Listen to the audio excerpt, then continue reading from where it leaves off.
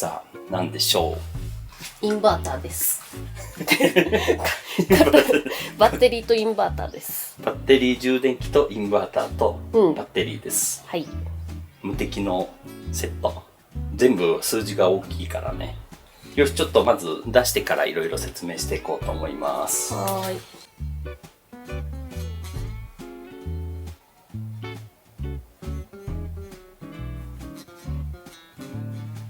今回は見ての通りバッテリーとかインバーター、バッテリー充電器とかですね。で、今回リータイムさんよりご提供いただいたバッテリーになります。はい。で、一番左がバッテリー。で、これ230アンペアアワープラスって書いてあって、容量が230アンペアアワーです。で、12ボルト。リチウムイオンバッテリーの、一番のネックというか問題点が1個あって、そこを解消してくれる製品になるんで、めちゃくちゃいい製品になります。で、容量もめちゃくちゃ大きいんで、詳細この後ちょっと説明します。はい。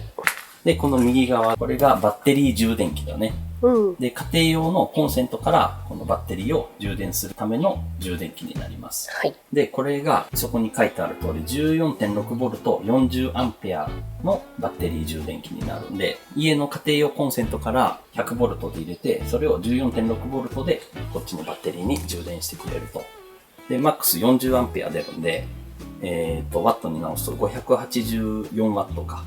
584W1 時間あたりで充電してくれるバッテリー充電器です。結構出力が大きいんで、大きいバッテリーでも早く充電できるっていう製品です。右側が、インバーターですね。で、インバーターっていうのが何かっていうと、この一番左のバッテリーが 12V。車も 12V のバッテリー積んでて、トラックとかだと 24V になるんだけど、普通の車だと大体 12V なんで、12V のバッテリーを 100V に変換するために必要になってくるのがこのインバーターっていうものですね。100V に変換するんで、家庭用の家電製品が使えるようになると。要は 100V で普通に何も考えずに使えるようになるという製品です。で、2000W っていうのが何かっていうと、マックス 2000W まで使えますよっていうこと。家電製品って大体裏とか横に 100V 何アンペアで定格出力とか定格何ワットですって書いてあると思うんですけど、どんだけ大きくても 1500W ぐらいまでかな。大きいもので代表的なもんっていうと、電子レンジとかドライヤーとか、あとは電磁調理器とか、あとは電熱ヒーターとかね。そういうのは 1000W とか 1200W とか出るんだけど、冷蔵庫とかだったら、最初の起電力はちょっと高いけど、もう最初動いちゃえば、あとは 60W とか 80W ぐらいで動くような感じかな。で、一番わかりやすいのが、60W の裸電球とかね。もう 60W って書いてあるんで 60W とかで、最近 LED 使ってる方も多いと思うんですけど、LED だと1個 10W ぐらいな感じなんで、そういう感覚でいくと、これ 2000W インバーターということで結構大きいインバーターになります。はい。で、そこに純正限波っていう風に書いてあって、要はサインカーブが綺麗に出てますよっていうことなんですけど、疑似で綺麗に出てないインバーターとかっていうのもあって、そういうのは結構値段も安く出てるんだけど、そういうのだと使えない家電製品も多い。炊飯器とか、ちょっと制御が入るような家電製品は使えないものが多いんで、もう車で 12V とか 24V のバッテリーを介して家電製品を動かそうっていう時にはもう純正限波っていうのは絶対条件かなと。じゃあまずこのリータイムのリン酸鉄リチウムイオンバッテリーですね。で、付属品が段ボールの中にバッテリーとこのネジだね。ここに留める用のネジと説明書。なんか面白いね。すごいこんなちゃんとしてるね。入れ物に入ってて。セットになってて。すごいよ、これ。ステッカー？ステッカーだね。へー。なんかちょっとアメリカっぽい。ね。日本っぽくないよね。アメリカのホームセンターって感じ。なんかトニーって感じ。わかるね。なんか、保証書が入ってて、すごいよ。5年保証です。で、3ヶ月に1回充電すること、分解しちゃダメですよ。火の近くに置かないでください。で、初心者向けガイド。一番最初に簡単な、本当のめちゃくちゃ基礎のところだね。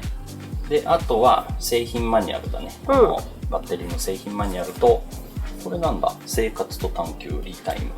リータイムについてかな。すげえ。製品紹介。うん。わあ、いいね。あ、こんなんいっぱいありますよっていう。そうそうそうそう。で、認証を受けてますよとかそういう話だね。うん。よし、じゃあこのバッテリーのマニュアルをちょっと見ていこうと思います。ちょっと見ながらいきます。で、まず製品概要だね。充電電圧が 14.4 プラスマイナス 0.2V なんで、これでこのさっき紹介した充電器で充電できますと。で、推奨充電電流が 46A。なんでちょうどいいですね、充電器も。最大放電電流が 200A までいけるんで、すごいね。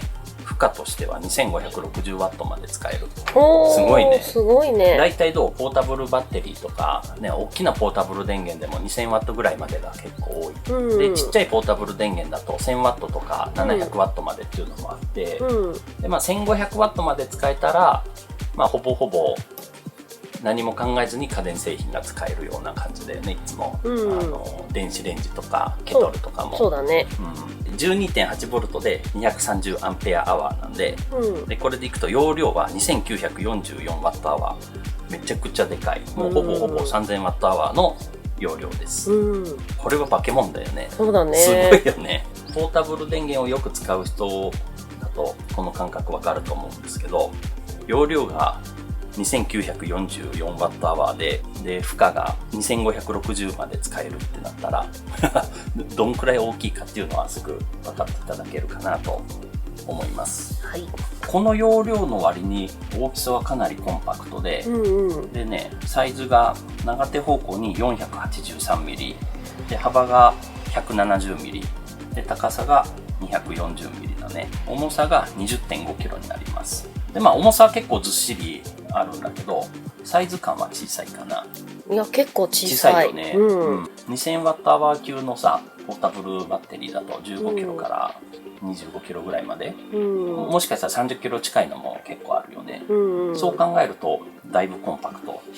でこのポータブル電源だとこれプラスもうコンセントの役割するものもついてるじゃん。AC とか、あとは USB とかも使えるようになってるから、それがもうセットになってるけど、これはこの3つね、さっき見せたあと2つをセットで使ったら同じようなシステムになるっていうところなんで、この1つだけでは何もできないから、単純に比較はできないんだけど、こういうサイズ感、かなりコンパクトだね。これは。バッテリーの種類はリン酸鉄リチウムイオンなんで、安全性が高くて、重放電回数もめちゃくちゃ多いと。で、これも4000回、サイクルライフが4000回なんで、もう毎日ずっと使っても10年以上は使えるような製品になってます。230Ah もあって、この大きさでしょ ?20kg ぐらいで。で、これを、キャンピングカーとか車で使う人だと、鉛のバッテリーを今使ってる人結構いると思うんだけど、鉛のバッテリーだとさ、だいたい 120Ah とかでも、どうだ 40% ぐらいしか使えないんだよね。 120Ah だとしてもどうだろう 48Ah ぐらいしか、50Ah 分ぐらいしか使えないんだよね、感覚的には。で 120Ah でだいたい鉛のバッテリーって 20kg ちょっとあると思うのね。それをこのリチウムイオン分のバッテリーを本当に使おうと思ったら5台分ぐらい鉛バッテリーが必要なんで、それだけで 100kg は超えてくるんだよね。それが 20kg、1個で 20kg で済むっていうのはかなりメリットは大きい。でただ今まで鉛バッテリーからさ、このリチウムイオンバッテリーに変えるっていうのはいろいろ問題というかハードルが結構あって、まず今まではめちゃくちゃ高かった、バッテリー自体が。バッテリー自体が高かったからなかなかすぐに変えれなかったっていうのもあるんだけど、今だいぶ値段も下がってきてるし、でサイクルライフが4000回っていうところを考えたら、そんだけ鉛バッテリーだったら結構頻繁に3年ごととかに変えていかないとダメだし、それ考えたら全然高くないっていうのがまず一つで、それからこの今回の一番のこのバッテリーの売りというか、ここにローテンプって書いてあるでしょ、低温の対策がされてるバッテリーなんだけど、で多分この LTCP っていうのがさ、ローテンプラチャーサーキットプロテクターかな、ちょっとわかんないんだけど、多分そうだと思うのね。うん。説明書に書いてあって、で、これは低温充電プロテクションっていうのがついてるみたい。で、これが何かっていうと、リチウムイオンバッテリーっていうのが低温で充電しちゃダメなのね。今までのリチウムイオンバッテリーにも BMS が入ってて、高温になって温度が高くなっちゃったら自動でカットしてくれて、安全対策は測ってたの。だから、これで言うと、例えば温度が50度とか60度になったら、もう放電やめますよっていう機能が BMS の中に組み込まれてて、そういう機能がついてたんだけど、低温側がついてなかったのね、今まで。で、これ低温側はマイナス20度から使えるんだけど、で、充電は0度からしかしちゃダメなの、本来。BMS にその充電のコントロール、低温での充電コントロールっていうのをしてるのがなかなかなくて、で、中にはヒーター機能を持たせて、このバッテリーが冷たくなったらヒーターがオンになって温めるとかっていうのはあったんだけど、でこの今回のは0度以下になったら充電を自動でストップしてくれますという機能がついてます。で、充電再開はバッテリーの温度が5度以上になったら自動で充電を再開しますと。そういう機能を BMS に組み込んでるんで、ようやくこれで安心して使えるようになったかなと。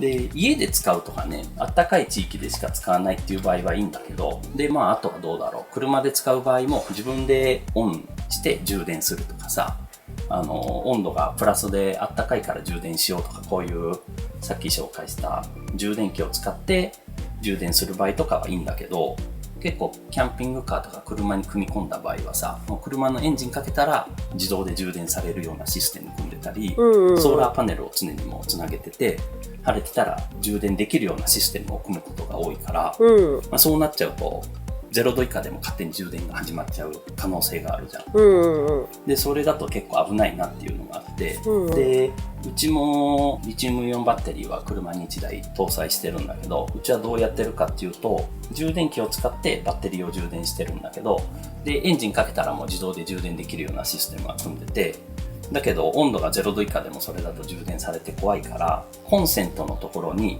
温度コントロールできるような装置を1台入れてるんだよね。で、それで温度が0度以下になったらコンセントに電気が流れないようなシステムを組んで今まではやってたんだけど、もうこれはこの BMS 自体に組み込まれてるから、そういう装置もなくてできると。すごい便利になった。で、さっきちょっと言ったのはこれだね。こういうのをつけて、うちは今まではやってました。これをコンセントに挿して、で、ここに充電器のコンセントを挿して、で、これで温度を取れるんだけど、これで何度以下になったら、このコンセント自体がオフになるみたいな。それでやってたんだけど、こういうのめんどくさいから。で、ちょっと信頼性も低いじゃん。これ壊れたりしそうだから。そういうのでもう、この中に内蔵されてるっていうのは素晴らしいなと思います。なんで、今までちょっとキャンピングカーとかでまだリチウムイオンバッテリー早いなとかね、ちょっとまだかなと思われてた方も、この BMS 搭載のバッテリーだったら結構使い勝手がいいのかなと思うので、すごいいいんじゃないかなと思います。うちには最適だよね。そうだね。この冬マイナス5度10度になるような環境にいるんで、ようやく安心して使えるリチウムイオンバッテリーが出たなと。では次、このバッテリー充電器だね。このリチウムイオンバッテリー専用充電器になるんだけど、こういうものですね。で、入力が100から 240V の50から 60Hz。で、出力が 14.6V の 40A なんで 584W で充電してくれます。584W 出るから、これでいくとこの 230A のバケモンみたいな容量のバッテリーを5時間から6時間ぐらいで充電してくれるような感じ。めちゃくちゃ早いです。この 3000Wh ぐらいあるバッテリーをさ、5、6時間で充電してくれるんで、で、普通にキャンピングカーで生活してたら、これを1日で使い切るってことはまずないから、ないね。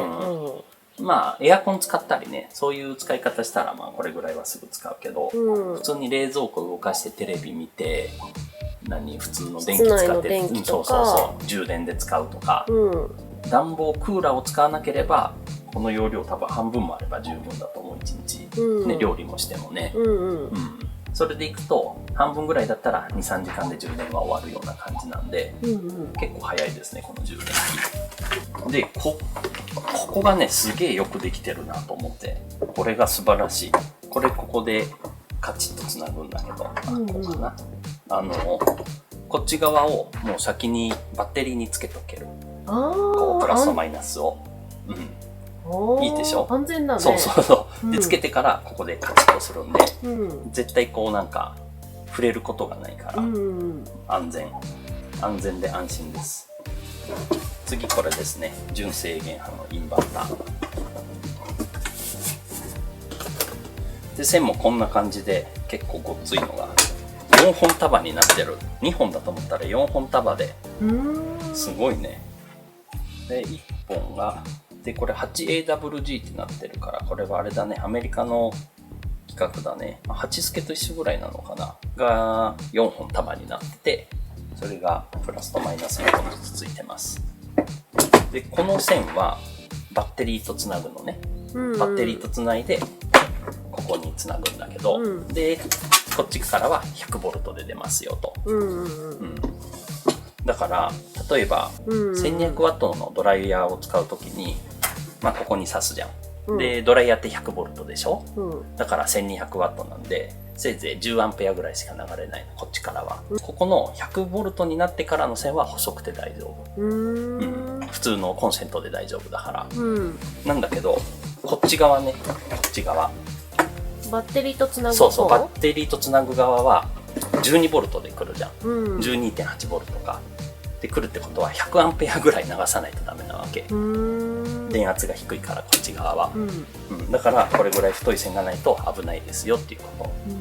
すごいしっかりした線がついてます。2000W 純正電波インバーターのスペックだね。まず定格出力が 2000W。で、サージが 4000W。瞬時が 4000W まで対応してます。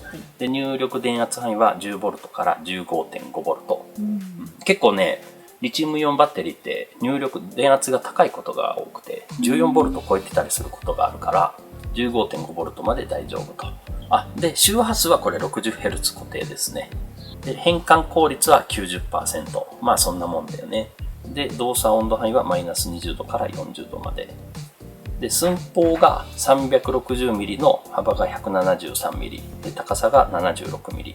で、重さが 4kg。じゃあ、これ今ご紹介した3つをどう使うかなんだけど、うちキャンピングカーとバンがあって、今回はバンに設置しようかなと思ってるんだけど、うちの車はキャンピングカーもバンの方も両方そうなんだけど、MPPT コントロールとかさ、12V の走行充電を組み込んでないから、直接バッテリーを充電することができないんで、ちょっと考えないとダメなんだよね。で、ソーラーパネルはキャンピングカーの方乗っけてるから、ソーラーからは充電できるんだけど、その場合も MPPT コントロールを入れてやらないとダメなんで、で、今回はこの3つでなんとか運用したいなと思って、で、さらに、車にはもう 100V のコンセントはつけてるでしょ。で、ポータブル電源が大きいの持ってるから、100V の電源は今必ず必要っていうわけではないので、で、ただ、結構 12V で動かすものがこれからの時期増えてくるのっていうのが、12V で動くエアコンね。エアコンを動かすときに、まあ 12V でも動くし、100V でも動くんだけど、やっぱり 12V でやった方が、さっきもさ、インバーターの変換効率とかなんだかんだっていう話をしたと思うんだけど、どうしても 100V に変換して使うってなると、ロスが発生しちゃうから、12V のまんま使用したいなっていうところで、で、12V で動くエアコンがあるんで、それを動かすために、このバッテリーを使いたいなと思ってます。なんで、まずどうするかっていうと、一番右の純正電波インバーターを車のバッテリーとつなぎます。で、エンジンかけた時にこれがオンになるということにして、で、この純正電波インバーターで 100V に変換した電気を使ってバッテリー充電器を動かします。この真ん中の。で、このバッテリー充電器からバッテリーを充電すると。そういうシステムにしていこうかなと思ってます。で、一個注意が必要なのが、このインバーター直接車のバッテリーとつなぐから、エンジンがかかってない時も電気が流れちゃう。それをしちゃうと、忘れててこれずっと充電しちゃうと常に600ワット近い電気が流れちゃって、エンジンかかんなくなっちゃうから、車のバッテリーがね、上がっちゃって。なんで途中にリレーをかまして、オンオフさせるような、電気をオンオフさせるようなことはしといた方がいいかなと思う。はい。ちょっと怖いよね。まず届いたら一回満充電にしないとダメだから、家のコンセントからちょっと充電して満充電にしようと思います。はい。もうこれ刺さるようにしか刺さんないからさ、何も考えないでこうじゃ刺さんないから、大丈夫。OK。これで OK。そうしたらコンセントと挿す。で、裏に電源のスイッチがあるんで、ポン。OK。カチカチなってるね。今 13.7 ボルト。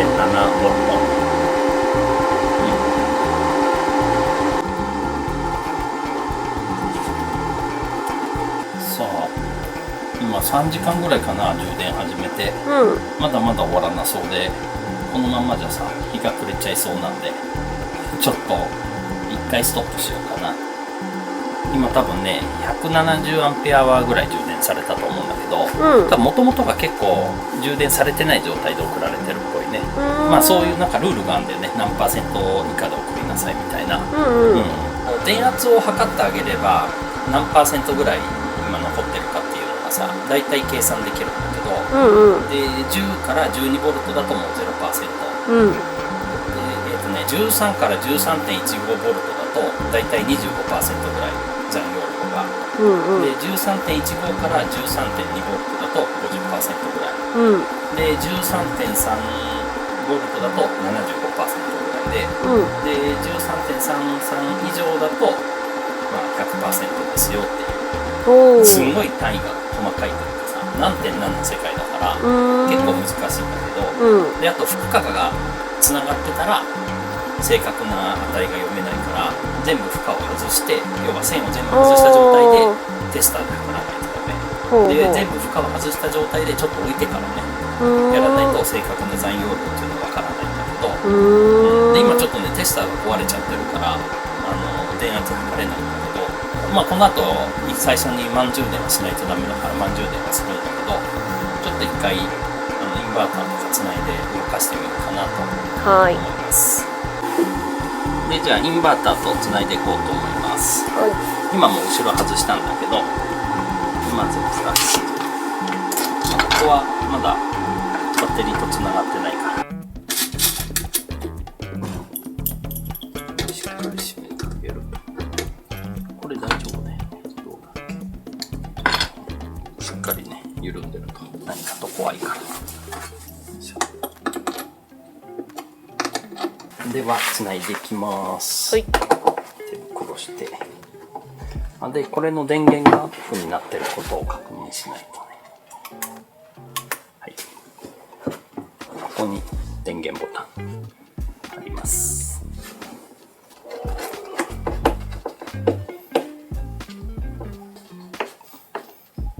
OK。つながったんで、これでオン。どう？入ったね。13.3 ボルト。だね。100ボルト。入力 13.3 ボルト。出力100ボルト。で、0ワット。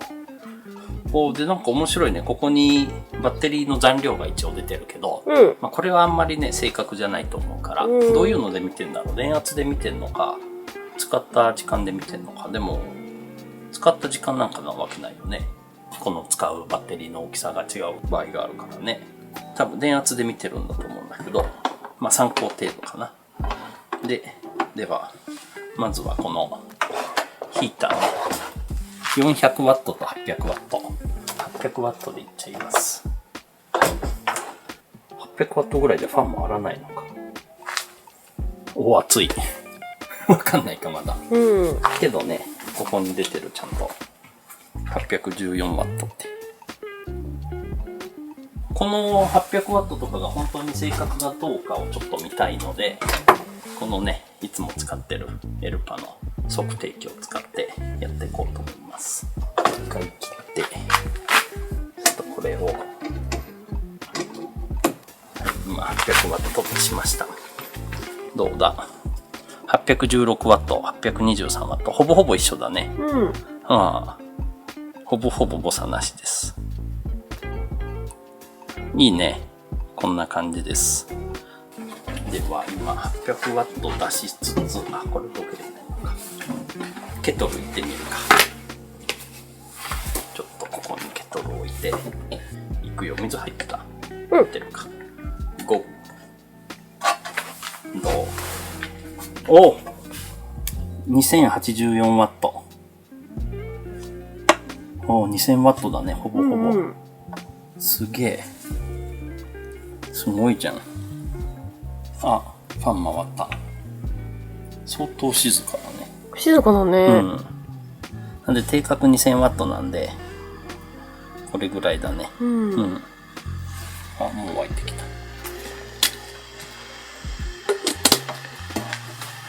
で、こっちを例えば 400W にしてあげたら、さあ 1600W にちゃんと下がったね。うん。2000W までのインバーターだからさ、ずっと2000超えてんのもあんま良くないと思うんで。うんうん。でもちゃんと出せます。すごいね。すごいね。1000W 出せるからね。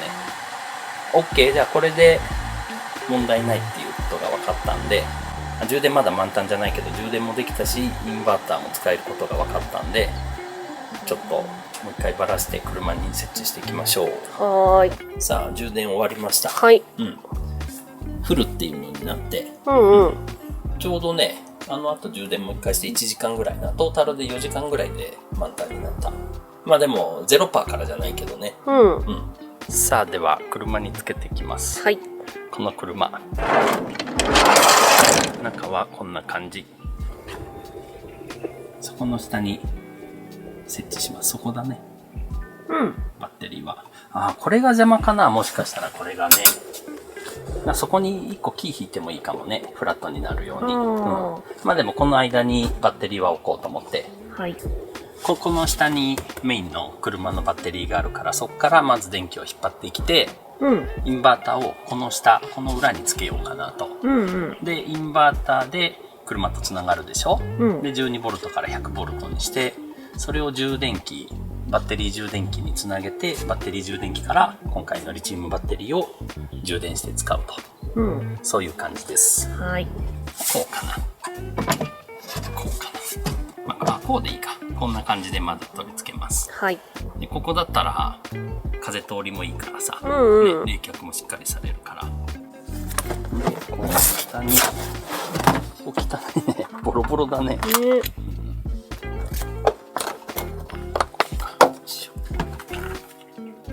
とりあえず仮でやってみて、最終このパネルも穴開けた方がいいね。線通すのに。だね。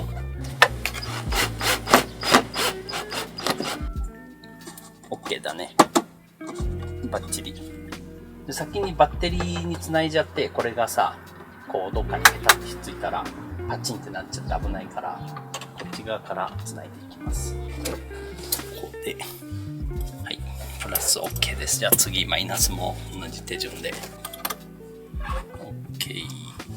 OK だね。はい、できました。はい。はい。これじゃああんま良くないけど、まあとりあえずはまだ穴開けてないんで、これで乗っけとくぐらいなら大丈夫でしょう。バッテリー持ってきました。いいね。結構コンパクト。そうだね。ここでもいいし、ここに乗るかもね。運転席の後ろ。ここ。ね。乗るね、きっと。ここにちゃんと台作ったらそれでもいいね。そうしようかな。で、あとこの充電器だね。充電器ここでもいいか。充電器こそここでもいいね。ここで。とりあえずここでいいか、充電器。OK、できました。こんな感じ。で、まず1個これね。で、これと、これをドッキングすると。マイナス合ってるよね。マイナスです。大丈夫だね。はい。で、ここに挿すと。これで OK。これでリチウムバッテリーは充電されると。まずね。ちょっとどうしよう。